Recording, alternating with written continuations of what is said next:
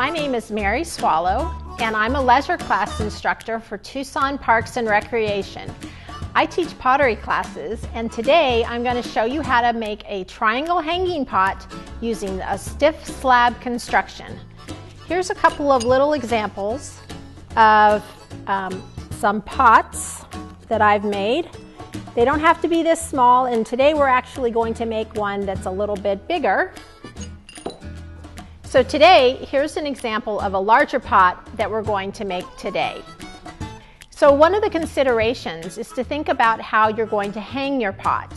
I like to use the parachute cord because it can hold a lot of weight and it's very durable and unlikely to decay over time. It comes in different weights. This is a very narrow one, which is called a micro 90, up to a very thick one, which is a 550. And I think the 550 means that it can hold up to 550 pounds.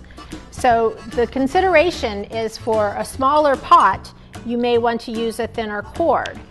But it's also good to know because you're going to have to cut the holes that the cord is going to fit through.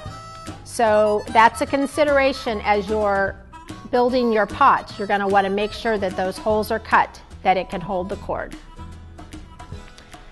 Another consideration to make is if you want to make a tall, skinny pot or a wider, squat pot.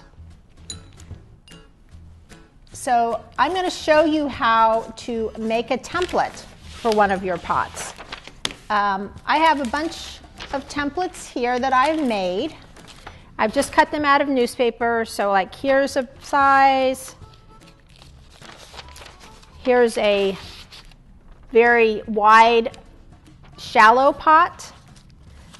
You can put detail at the top so it would have a fancy edge if you needed. So you can start with a piece of paper. I like to fold it in half. The thing to consider is that these sides of your triangle, they need to be the same size. So the easiest way to do that is to fold your piece of paper in half. I'm going to say I want a 4-inch, let's say I want this opening to be 4 inches. So I can take my ruler, go 2 inches in, let's make it 6 inches. Go 3 inches in, and then figure out how deep I want it to be. I can mark that, take my scissors,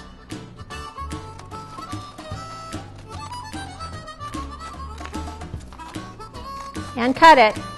And because I've cut it, these two edges are exactly the same size. So it's important to know which is going to be your top and which is going to be the point of your pot. On this one, it may be hard as I turn that around. It may be hard to know. So I'm going to put a little X on that. That'll come into handy when we're cutting our clay. On this one, it's very easy to know which is the point and which is the top edge. So you may not need to mark that one. But if you have something like that, you're going to want to mark it to make sure that those two edges are there and that this is the top. So first thing, we want to roll out a slab of clay. When you're rolling out a slab of clay, you want to try and roll the full length of the piece. I like to flip it over each turn and rotate it 90 degrees, and that will help give a more even roll. Avoid kind of going back and forth like that. You can use shims, pieces of board under it to get an even thickness of clay. But I'm going to come over here and take a slab that I rolled earlier. So when you roll the slab, it's going to be nice and soft, and this is the time that we want to put some texture in it. If we tried to build our pot with this, as you can see, the sides would collapse. So we're not ready to start building yet, but this is a good time to put the texture in, and we can allow the texture to set up so we don't lose it when we're putting the pieces together. There's lots of different things you can use for texture tools. You can go into nature and just pick up various things. This is an old corn cob, which can give some interesting textures. This is some sort of seed pod, which you could roll around to give some textures. Here's a seashell, a cactus, skeleton, a piece of bark. Whatever you choose to do. You can also buy texture mats that you can use. You can use lace. You can use commercial stamps. If you're using commercial stamps or anything else, if it seems to be sticking to the clay, you can take a little cornstarch and brush it on there, and that'll help keep it from sticking. The cornstarch won't bother the clay, it'll burn off in the firing, and it also won't prevent the pieces from sticking together later as we try and join them. So you can also use texture rollers. So today I'm going to use a texture roller, and we're just going to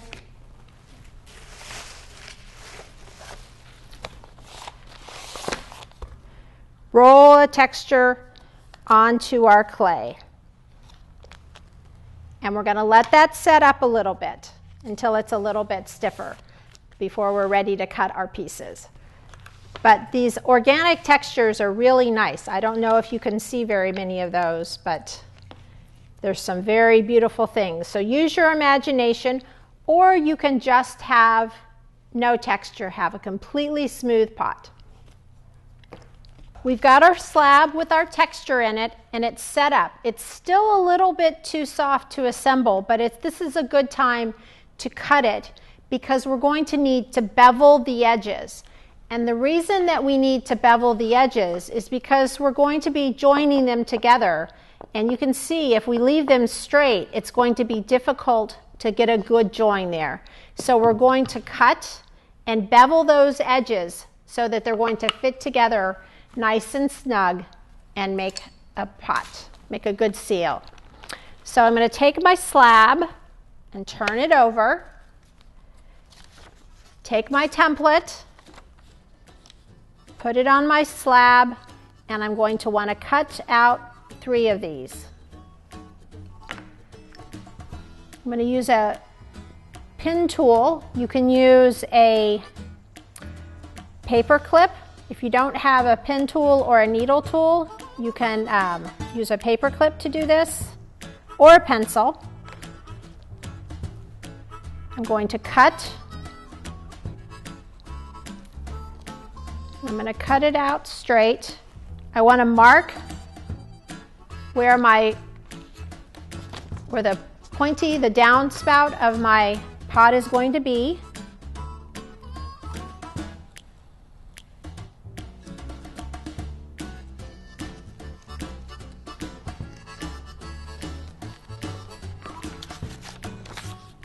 I'm going to do that 3 times. I'm going to take this piece that I've cut, and I'm going to want to bevel these edges. So because we're taking 3 sides, we're going to want to get a 30-degree angle. So we want it fairly steep. And I only want to do the sides of the triangle. So I'm just going to take my tool, which is like a little knife, and I'm going to run it along and just cut off a little wedge of clay that's going to be like that, and that's going to give me a beveled edge. So instead of going over here and trying to cut the bevel on the other side, move the clay so that your hands are in a comfortable position for you. Move the clay so you have control of the process. It's very important. If you're into contortions and trying to cut the clay, you're not going to be as happy. And when I cut that, I cut off where my point was, so I want to keep it. I like to take these pieces and save them. I'll wrap them in a damp paper towel because I can use these when I'm joining the pieces together. I can put them in as a coil to make those seams even stronger. So now that we've done our beveling and we use a paper towel to wrap up these little coils that we've done, we're going to bevel all three of our pieces and then we're going to let them set for a minute. I have pieces here that I have done in advance. So these are the perfect consistency. You see when I pick it up, the piece doesn't slump, but it's still soft enough that if I try and bend it a little bit, it will bend. We want it flexible enough that we can join it together, but we don't want it to slump on its own. Like this, if we tried to make a pot with this, it would be really hard to get those nice straight sides. So this is the consistency that you want. So I have my three pieces. I've beveled my edges. I have texture on one side. So the next thing that we want to do is we want to slip and score where we're going to be joining this clay. So I've got some slip that I've made up. And if you don't have a scoring tool, you can use a piece of a comb. Remember those from school? And I'm just going to want to add some slip and scratch up those edges.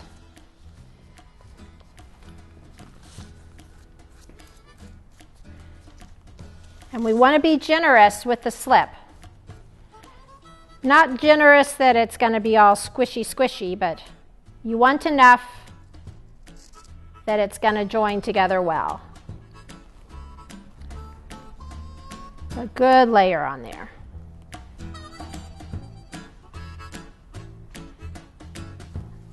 Let's do the third piece.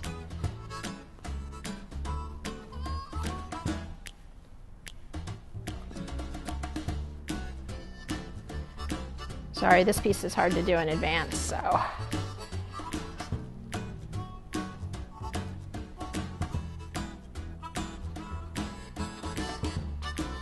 Okay. So what I like to do when I'm doing this is I take my three pieces, that needs a little more slip there, and I put the points together, so all I have to do is like fold them up like a little book and squeeze them together. So I want to make sure that this seam gets squeezed together nicely. Smooth it to make sure that it's joined well. And you see how it holds up so nicely because my slabs are a nice stiff consistency. So now I can just take it and rotate it to bring up that next side. Pinch it together.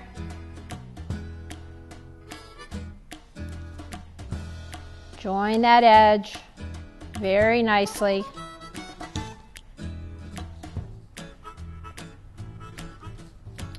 And again, rotate it again. Move the piece so it's comfortable for you. Don't be working in an awkward position.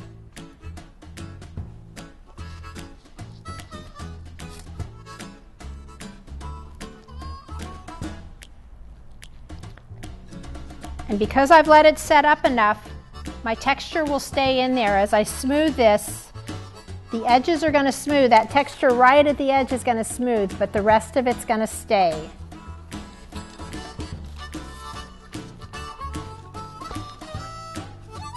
So I don't know if you can see, but now I have the basic parts of my pot. So what we want to do is we're going to want to put a coil in here to make sure that this seam won't open during the firing. So I have my little bevels that I cut when I was beveling the clay, and they are the perfect shape to go into that seam. So I'm just going to put a little bit of slip on this. I'm going to scratch, score a little bit in there. And I'm going to try and make this so you can kind of see in what I'm doing. Normally I would have this lying flat. I'm just trying to show. And it's a little hard. So I'm going to take this, put it in,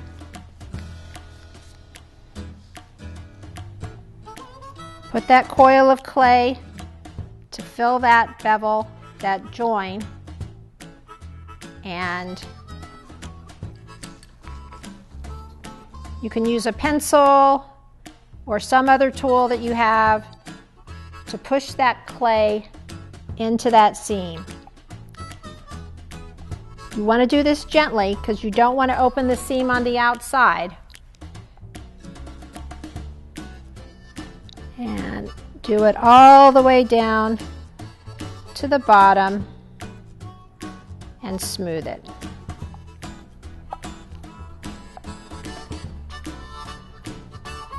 And you're going to want to do that for all 3 of those seams.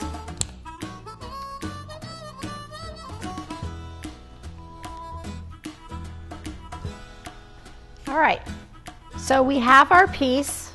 We have nice coils that we've put in there. We smoothed our top. We've let it set up a little bit, and we're ready to cut the holes. You can either cut the holes,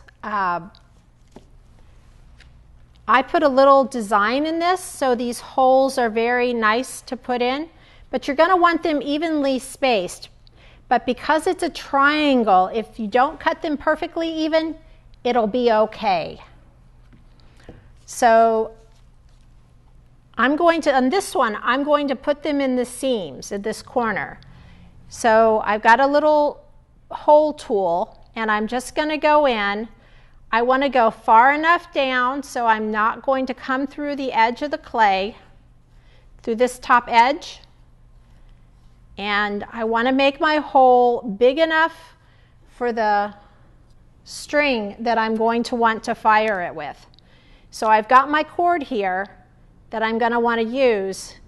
I can get it through, but it's a little snug, so I'm going to make it a little bit bigger, because when you fire it, clay is going to shrink. So now I have my 3 holes. I'm going to show you quickly how I like to make my cord that I'm going to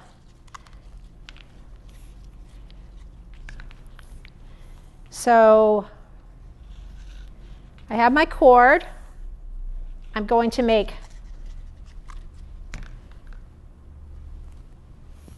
3 lengths of it. Okay, so there's 1, I don't know if you can see, there's 1, 2, 3. So I've just folded it, so it's like a little zigzag. They're going to be 3 equal lengths. So at this where I have the free end and a loop, I'm just going to take it and tie a little knot. And that's going to be where I'm going to hang it. Then I'll come down here and I'll cut that. And I will have my cord that I'm going to use to hang my pot. So I'm going to hang this one. I don't recommend doing this with greenware, with raw clay, but I'm just going to show you today because I don't have anything else. I'll just put that through there. Greenware is kind of delicate at this point, so That's why I generally wouldn't do it. So I would do this after the piece was fired and glazed. So I can tie knots on these. And you can see it's not even, but I've got plenty of space here. I can either tie that one up a little bit further or let these down, and that's how you can adjust it as you are ready to hang it. And once it's where I want it, then I can trim those off a little bit more. Because this is parachute cord, I need to melt the ends, and my pot would be ready. But of course, this has to go through firing. I hope you've enjoyed this demonstration of making a hanging triangle pot, and will join us for other videos. Look at the Tucson Parks and Recreation YouTube site for more videos. And if you're interested in leisure classes, go to easyreg.com. The link will be below, and join us when we start classes once again. Thank you.